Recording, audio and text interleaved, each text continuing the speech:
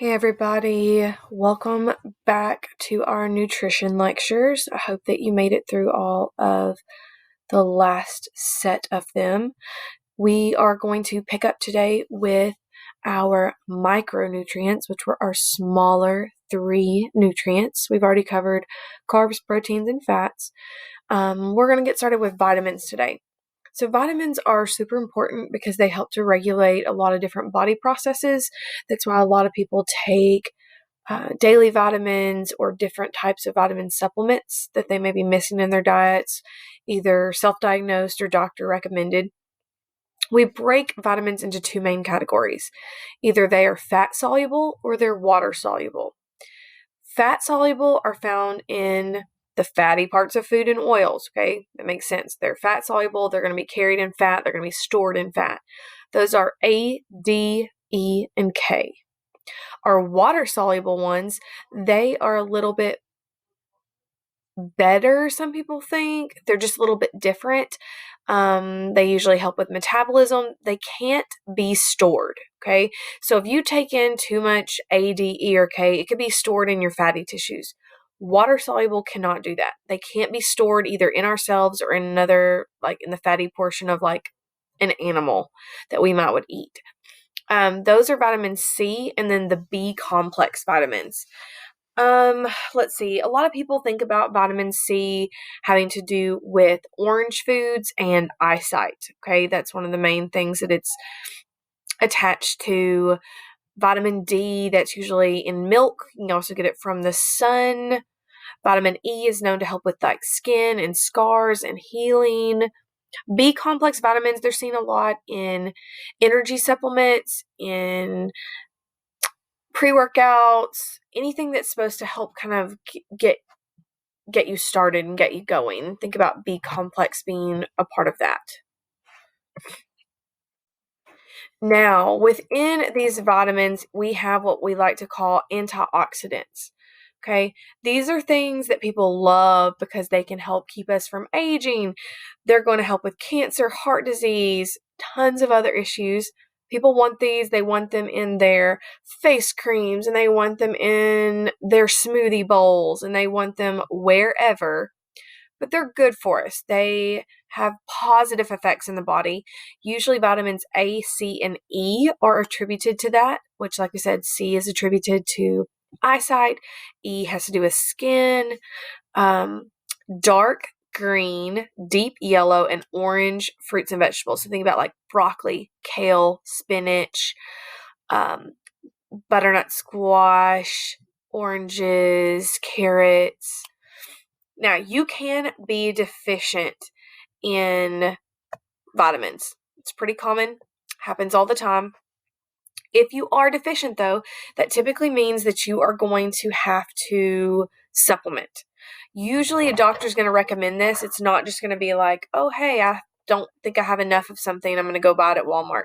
You can do that, but typically, if you're actually 100% really lacking something, a doctor is going to prescribe something to you to help with that.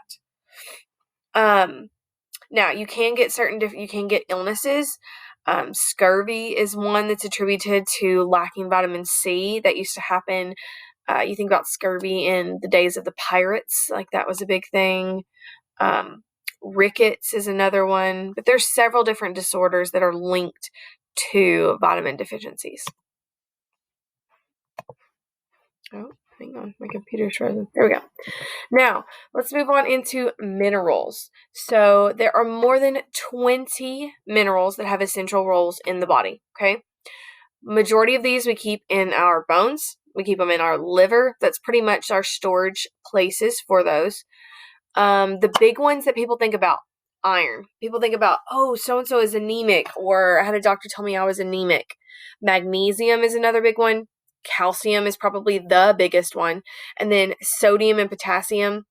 Sodium and potassium, we think about those being electrolytes. So think about replacing electrolytes. It's good for nerve conduction. It's good for muscle contraction.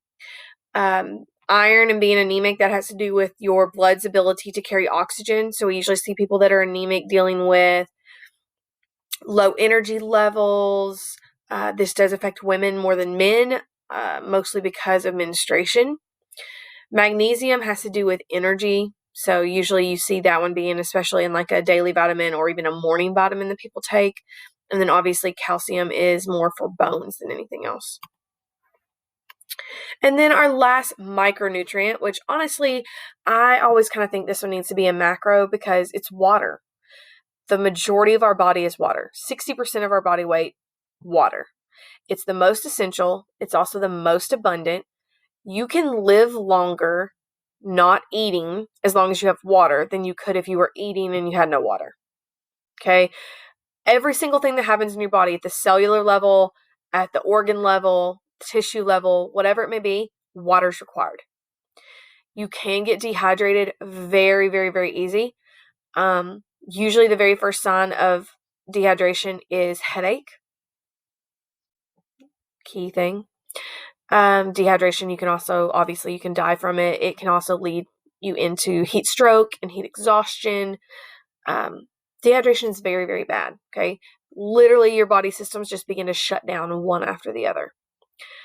So, thankfully, though, our body has different systems set up to create homeostasis, which you should have learned about that in biology. But that is the key level of hydration that the body needs. So the kidneys process this. They get rid of, obviously, urine, which is a water base, but it also has the other things in your body that you don't need. Waste, excess minerals, excess vitamins, excess whatever.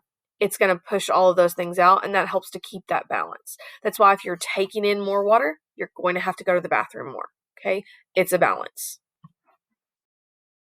And so let's go back to the electrolytes that we were talking about earlier. Sodium and potassium, okay? They are minerals. We just established this. We need those. Gotta have them. We're not going to function properly without them. If you are sweating a lot, they need to be replaced because sodium and potassium are lost when sweating. That is why it is such a big thing in Smart Waters, in Powerades, in Gatorades, in Gatorlights, in whatever it may be, that there's lots of sodium and potassium being added back. Okay? Those levels being adequate actually help to make sure that your hydration levels stay the same. There's a balance. You don't need to have too much electrolytes and not enough water. Okay, it's a balance. Now, most people, they're fine with their diet. They can maintain everything that they need with their electrolytes. Sometimes I've had some athletes before that have been naturally low with sodium, so their doctors have told them just add a little extra salt on your food. Don't need to supplement it. You don't need to do anything extra like that. I've had probably one or two athletes that actually were told that by their physician. But typically we kind of regulate this ourselves. Think about the times that you crave salty foods. A lot of times it's because you're missing it in your diet. You're lacking it. Also, drinking Gatorades and Powerades and Gatorlights and things like that, when you're not working hard enough to deplete your sodium and potassium, it's not necessarily a good thing. Okay? It's really not. They're not made to just be drinks that we sit around and drink while we're watching a movie and sitting in class. They're made to replace the things that we lose when we're working out really hard. So now let's get into how much do we actually need of everything? What are the requirements? What are the recommendations? Most people don't know that as far as calories go, you should have about 2,000 a day. These values are put together by the DRI and the RDA.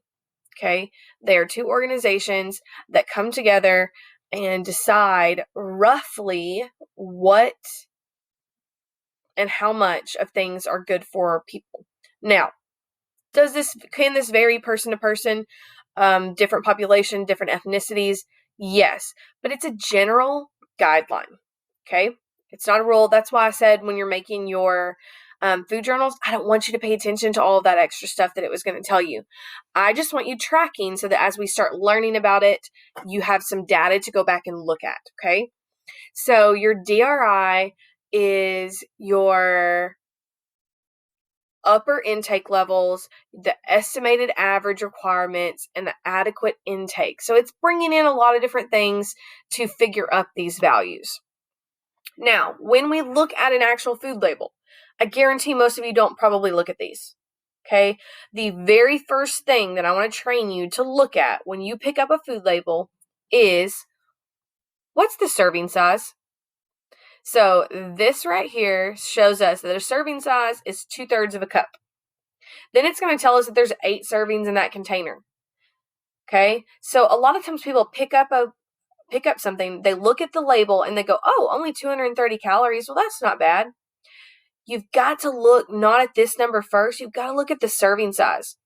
Because what if this said the serving size, what if it said calories was 100 and you're like, oh, automatically that's going to be a great snack. It's going to be great. And then you go to look and you see that it says that only 5 pieces, let's say you're looking at chips, a bag of chips, and you think, oh, the whole bag's just 100 calories. This is awesome. Well, then you look and it says your serving size is 5 chips and there's 5 servings in the bag. Well, if you eat the whole bag, you've now had way more. You've now had 500 calories, not 100 calories.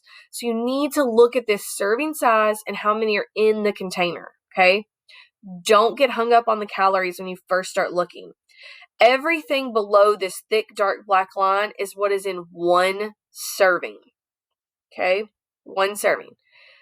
So we're actually going to be doing an activity today about nutrition labels, and you are going to try and figure out and match some common foods. And I say common because they're typical things that I see high school kids eating, and you're going to try to match them to what their label is to see if you can figure out, based on serving size, maybe based on calories, just whatever it is that you think, you're going to look at them and you're going to try to match them up. That's going to be part of your assignment for today.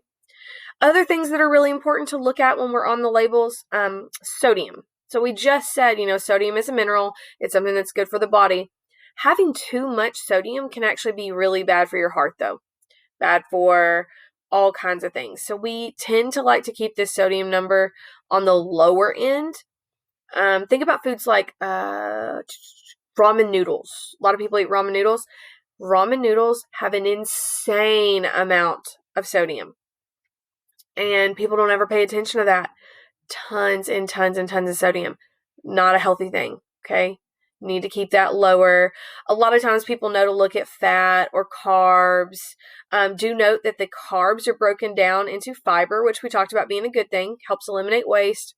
And it also breaks it down into total sugars, but then what's added. So added sugars are anything that was added into the making process that didn't naturally occur there. So like fruit has sugar, but it's not going to have any added sugar because we didn't add anything to the fruit to make it sweet. It was naturally occurring. Also under fat, you see it's broken down into trans fat and saturated fat. Remember, trans fat is something that we want to stay away from if at all possible. And then a lot of labels are also going to tell you, obviously, protein. If protein's a goal, you need to look at that. But they're also going to break down sometimes your vitamins and minerals. Not every label is going to do that. So don't be alarmed if you don't have this on a label. That's okay. Another really great thing to use when it comes to figuring out how much should we eat in a day, what should we eat in a day, is using the My Plate website, okay? It's actually called Choose My Plate. It used to be the Food Pyramid. I don't know if y'all remember that, but Food Pyramid, up at the top was the stuff you're supposed to have very little of, and the base of it was supposed to be what the majority of your diet was supposed to be. Well, now they've changed that into this graphic down here at the bottom that is a plate, and they've broken it down into how much of your plate, and then you see dairy has its own little cup, how much of your plate should be each of the different categories. Okay, they break it down into vegetables, fruits, grains, dairy, and protein. Obviously, there's other, there's processed foods that are going to fall into different categories there, but this is the general educational tool that they use to teach people how to eat healthy. Not even necessarily healthy, how to eat to fuel your body. Remember, what we take in is just like putting gas in our car. The better stuff we take in, the better our car is going to run, okay?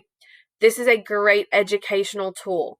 Remember, everything we're learning through this is just about helping to educate us to make better choices. It's not about shaming anybody. I do not eat the way I'm supposed to. The majority of the world does not eat the way they're supposed to. That's okay as long as we're always striving to educate and to make some better choices for ourselves, or to at least know oh, I feel really crappy today, it's probably because I binged all that junk food yesterday. Make the correlation that sometimes that is why we feel bad, okay? And then let's go ahead and we'll stop here. We'll start back with supplements next time. So I'll put in your Google Classroom exactly which slide you're supposed to have covered today, but you are going to be working on the nutrition activity. So I'll have that in there as well. Okay, so that is what we will be doing for the rest of today.